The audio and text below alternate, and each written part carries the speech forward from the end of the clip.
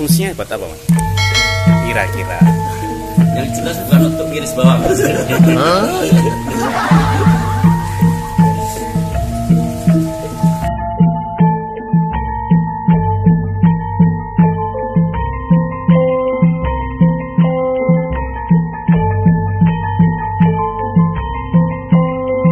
Assalamualaikum dulur. Saya sekarang lagi di tempatnya Mas Taufik, Ketua DPD Golkar Kabupaten Ponorogo. Kebetulan Mas Taufik ini entah sengaja atau tidak, entah dititipi atau memang suka dengan keris, tapi beliau punya koleksi keris yang sangat banyak. Saya coba akan memperlihatkan beberapa keris saja. Bismillahirrahmanirrahim. Nah, ini keris ini namanya keris sangklat. Disebut sangklat karena lekuknya ada 13. Jadi kalau kita hitung ini lekuknya 1, 2, 3, 4, 5, 6, 7, 8, 9, 10, 11, 12, 13. Ini ada 13 luk namanya, 13 lekuk, karena itu disebut sebagai sangklat. Kalau ini ya, motifnya atau biasa disebut pamor. Pamornya ini pendaringan kebak, eranya tangguh atau era. Kalau orang keris namanya tangguh, tapi kalau orang sekarang mungkin menyebutnya era pembuatan, itu zaman Pajajaran. Zaman Pajajaran.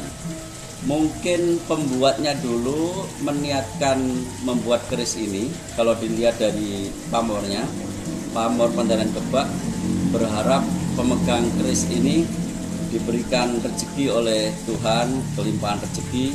Karena itu motifnya atau pamornya pamor pendaringan kebak. Nah, ini sangkelat dengan pamor pendaringan kebak. Tangguhnya atau eranya era Pajajaran. Eranya era Mataram Senopaten. Mataram Senopaten. Kalau ini, nah ini ada yang keris yang sangat indah. Bentuknya lurus saja, lurus biasa, tapi sangat bagus, sangat indah. Disebut brojol karena lurus ini, disebut brojol. Pamornya pamor Wahyu Tinurun. Wahyu Tinurun atau Wahyu Tumurun sama saja. Wahyu Tumurun itu juga kalau kita pakai batik ada juga motif batik Wahyu Tumurun. Barangkali pembuatnya dulu pada waktu membuat keris ini meniatkan semoga dengan pamor ini, pamor Wahyu Tumurun ini, orang yang memegang pusaka ini suatu saat diberikan anugerah oleh Tuhan sebagai pemimpin, entah pemimpin apa saya nggak tahu, tapi kemungkinan empu ini meniatkan tadi itu, mudah-mudahan pemegang keris ini suatu saat menjadi pemimpin, entah kepala desa, entah camat atau pedono zaman itu, atau di atasnya kita nggak tahu, tapi kemungkinan doanya seperti itu. Tangguhnya tangguh Pajajaran, era Pajajaran. Ada lagi keris,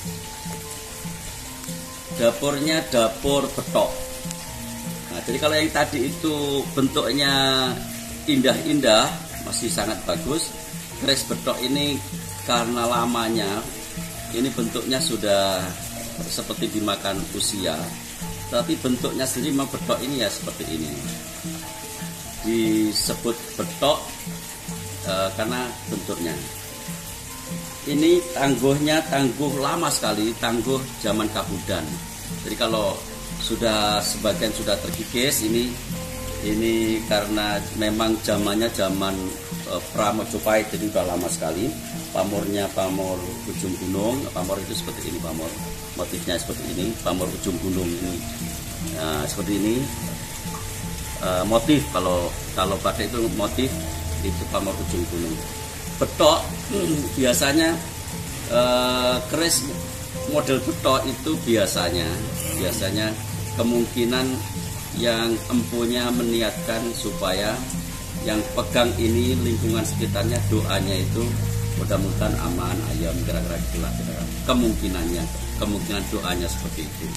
Kita nggak tahu, kita hanya tahu berdasarkan sejarah saja, berdasarkan turun-temurun, pengetahuan secara turun-temurun tentang keempuan, tentang perkerisan. Tetapi tugas kita adalah merawat budaya bangsa yang adiluhung ini untuk tetap lestari dengan cara menjaga, merawatnya. Tidak perlu berandai-andai bahwa ini ada unsur magic, mistik dan sebagainya. Tugas kita sebagai generasi penerus adalah merawat nilai-nilai luhur bangsa ini melalui kebudayaan, melalui hasil karya yang sangat adiluhung. Tidak mudah membuat keris, jadi jangan bayangkan membuat keris itu mudah. Apalagi zaman dulu membuat keris itu memang diniatkan sekali. Para empu dulu itu kalau membuat keris itu niatnya kuat sekali. Bahkan kalau beberapa keris itu akan terlihat sebagian terlihat dipijit gitu ya, terlihat sisa-sisa pijitannya itu, jempolnya itu kelihatan sekali. Sebagian keris ada yang seperti itu artinya memang empunya itu betul-betul niat membuat keris, bahkan sampai dengan cara memijit dengan tangan, padahal itu api yang besi yang membara, tetapi para empu itu bisa membuat keris dengan cara memijat untuk membentuk motif keris atau untuk membentuk dapuran keris itu. Itu sementara review kita banyak sekali. Saya tidak mungkin mereview satu-satu karena saya juga tidak ahli perkerisan. Saya hanya kebetulan mampir ke Mas Taufik ini dan kebetulan ada keris. Saya sendiri belum punya keris sehebat ini, sebanyak ini. Bahkan saya ini tidak termasuk orang yang berhasil merawat keris dengan sangat baik. Tapi Mas Taufik ini luar biasa, mampu dan mau merawat sisa-sisa atau peninggalan para leluhur kita, kebudayaan kita. Terima kasih. Mas, sebelumnya boleh tanya, review yang kaos hitam Mas, ada kainnya hitam. Ada kain hitam. Kain hitam ini apa Mas Taufik? Saya nggak tahu kenapa sama Mas Taufik kasih kaos hitam. Dapurannya apa Mas Taufik ini, Mas Taufik? Kalau tangguhnya tangguh Kamardikan. Tangguh Kamardikan ini coba saya bandingkan dengan ini ya. Ini logamnya berat. Coba saya bandingkan, sama-sama tampak seperti pedang, tapi ini sangat ringan besinya. Nah, kalau ini lebih tua. Kemungkinan ini eranya era Majapahit. Kalau ini era Kamardikan. Tebal, tapi logamnya juga jenis logam yang bagus. Apa Mas Taufik? Itu dari Pak Tobron, kalau informasi yang tiba keris ini Sukonyono. Pamornya Diwarno itu. Diwarno, pamornya Diwarno. Pak Diwarno itu mungkin dilihat dari sini Mas Jerry. Ini warnanya agak berbeda antara yang atas ini dengan yang bawah ini, karena itu disebut Diwarno. Itu kemungkinannya karena bentuknya seperti ini, motifnya seperti ini. Sukonyono ya. Fungsinya buat apa Mas? Kira-kira. Yang jelas bukan untuk ngiris bawang.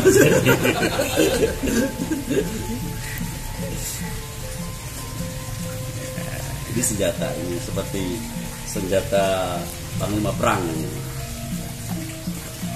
Dulur, terima kasih sudah menyimak. Lestarikan budaya kita, tidak usah berpikir terlalu mistik karena sudah bukan zamannya lagi. Kebudayaan ini kebudayaan yang bernilai tinggi. Terima kasih. Assalamualaikum warahmatullahi wabarakatuh.